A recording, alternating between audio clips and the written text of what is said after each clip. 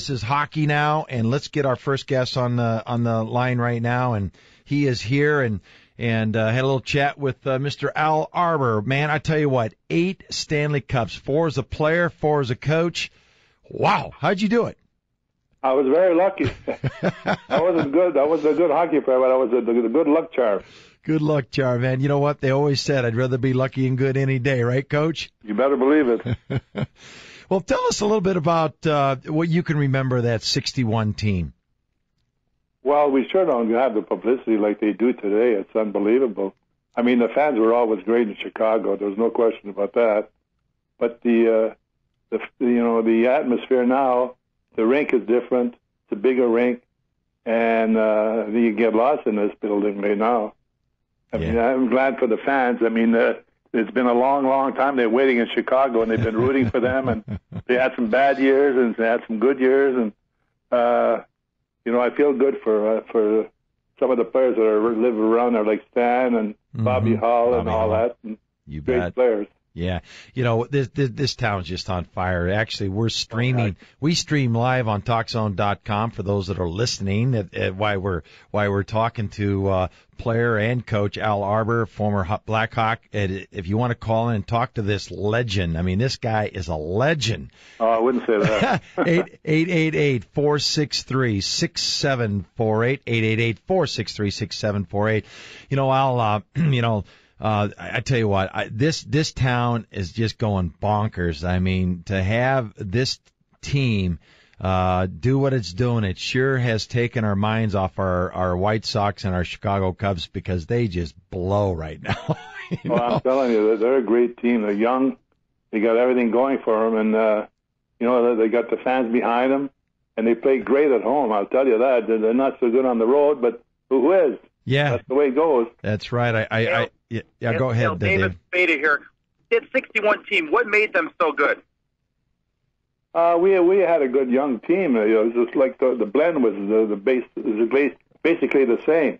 We had experience and we had the youth. We had Makita and we had Bobby Hull, and we're great players. There's no question about that. And the Chicago Blackhawks are the same today as they were then, except that we don't have the hype. And there wasn't that. I think there was about 3 papers, and I don't know. There was one.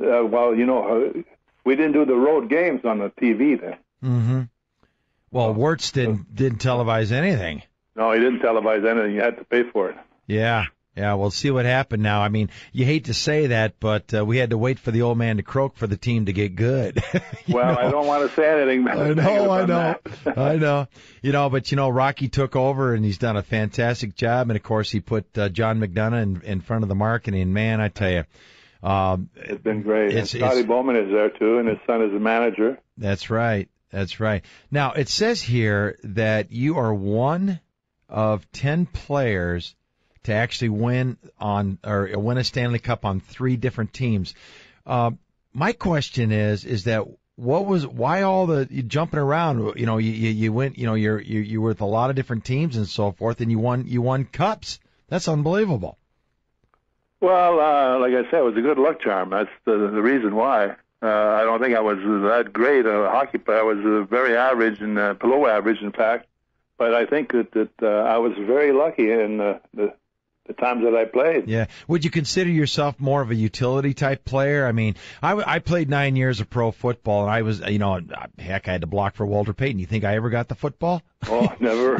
I just can just imagine. Yeah, I just had to bring my lunch pail to work every day and go to work, a blue collar guy. But you know what though? I can visualize you as one of those guys that you're a role player. You did your job, you did it well, but you know what? You got to have those role players to win championships. Well, that's what they tell me. I mean, here I belong. I was coaching, and I know the role players. You got to have them. There's no question about that. They're very much in demand. Yes. Because our team, like Howitt and Nystrom and Kenny Morrow, are role players, but they played a great role in us winning the Cup. Did the Hawks invite you back at all to watch a game? Well, I was there, not this year, but I was there when they opened the stadium up. Uh-huh. I mean, I can't believe the size of the place. And in those days, they drew about 3,000 or 4,000 people, I think. No kidding. Now it's 23, Hell, 24,000.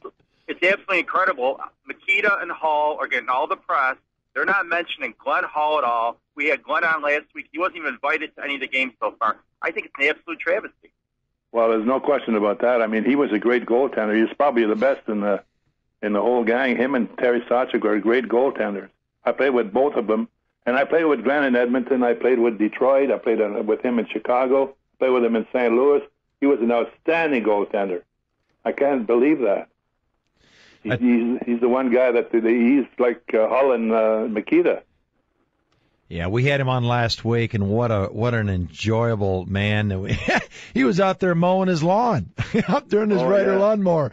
We caught him riding his on his lawnmower. And he came on the show with us for a few minutes, and we had a really, really good time with him. He's a great person. Yeah. And then, right, David, the next morning I wake up, I get up pretty early and I flip on the TV, and here he is on CBS with Monsters and Money in the Morning with Mike North and a former teammate of mine, Dan Jickett. See, we get all the great guests here, Al, and then the big networks steal them. That's always the way, isn't it? Yeah, we do all the dirty work, Al, you coached the Islanders to 4 cups in a row. If you were coaching the Blackhawks, what would you do to win tonight?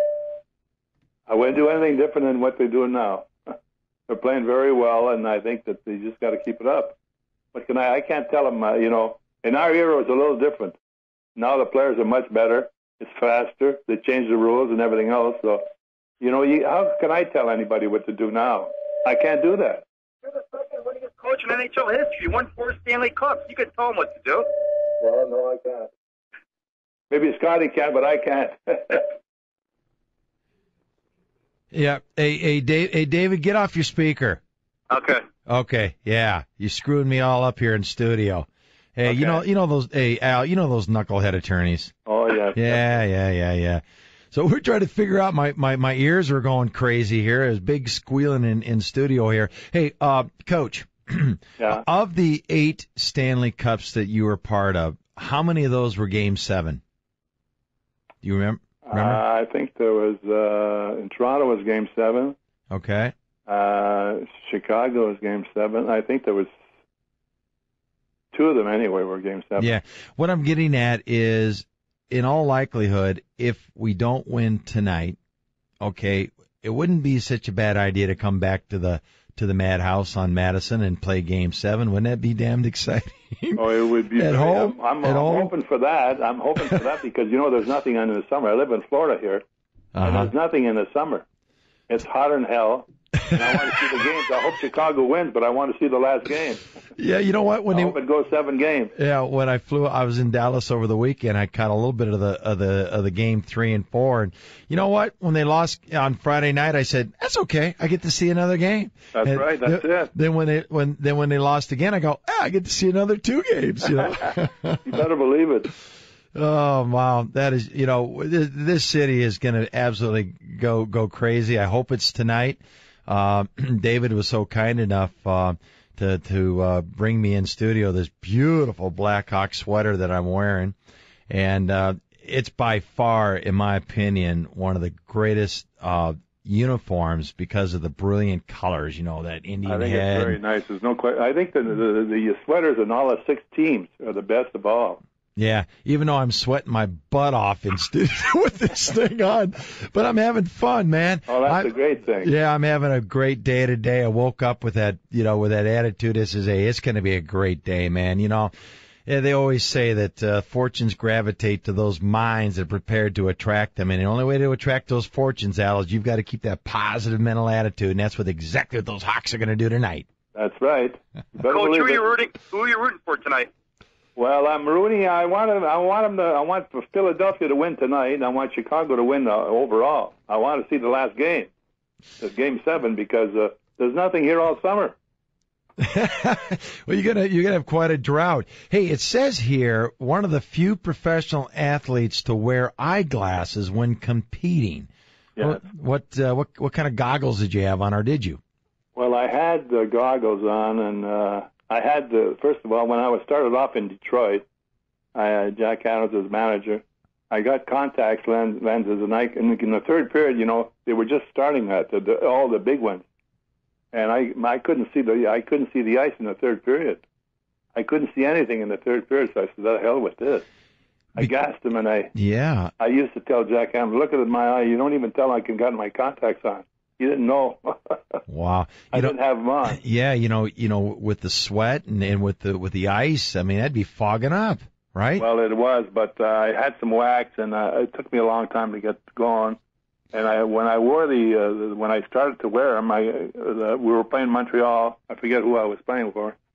I was playing Montreal, and the pocket rocket jumped up in the air when I was going to hit him, and he broke my glasses, and it went in my eye. And I just pulled it out of the eye, and I thought, I lost my eye. Oh, jeez. And nothing happened. I could see perfectly. Nothing. It was a miracle. Man alive. I just pulled it right out of my eye. Because back then there was no helmet. No, I know. There was no helmet. There was nothing then. Imagine a goaltender then? I mean, as we were talking to, Mike Hall, Glenn Hall, sorry, last week, and I'm going, geez, you start out wearing, what did he describe his mask as, David? He said there was nothing to it. It was like the Lone Ranger. It was like the Lone Ranger mask, I remember we played in Chicago the one time, and Glenn was in goal, and he got hit, and they held the game up an hour. He had something like 40-some stitches, and he went back in the net. Oh, my goodness. And he only lost one tooth in his career, he said. What? He only lost one tooth during his career. Well, he was smart. I'm telling you. If you raise the puck in practice, if you raise the puck about halfway up, he wouldn't go back in net. He'd go in the corner of the rink. Wow. What part of Florida are you living in now? Longboat Key. Longboat Key. Ditka's got a place down there, doesn't he? Coach Ditka? I don't know. Yeah, he plays a lot of golf down there. Longboat Key has got some great golf courses down here. Yeah, Scotty lives in Siesta Key. I don't see him very often, but Scotty lives in Siesta Key, right next door. Yeah, right next door. You're on the west side, right? Gulf Coast side. The west side. Right. Fantastic. Well, Al, I tell you what, it's been a real treat to have you on, man. Very rarely do we get legends like you to come on board for the Barely Legal show with David Spada. He's just an attorney. Me, I'm just a blue collar. Played 9 years of pro football. What the hell, huh? That's it, pro football. I remember when we used to have two teams. The Cardinals were there then. Oh, that's right. We used to go to the bar for a few drinks. Yeah. I forget the name of the bar. Probably with Elmer Angsman back then. What was it? Elmer Angsman was part of the Chicago Cardinals, and I think not Crazy Legs, Hirsch, Charlie Trippy. Charlie Trippy. That's right. 1962, 1961, 1960, 59, 60, 61. Yeah, of course, the Bidwells ran them out, right? Yeah. They're in St. Louis now. I don't know. Now they're in... out in Arizona. Arizona Cardinals now. Yeah, there they go. They have the same name, though. All right. Well, I tell you what, Al, get that remote ready. Get your chips and your beer ready to rock and roll. It's a 8 o'clock puck drop for you out in the East Coast. And we're really looking forward to it. This will be just a fun occasion. And thank God we do have that extra game just in case the Flyers, man, you know what they say, the toughest game to knock anybody out is that elimination game. That's true. There's no doubt about it. No question. I can recall that. All right. Well, thanks, Al. We really appreciate it, and hope to have you on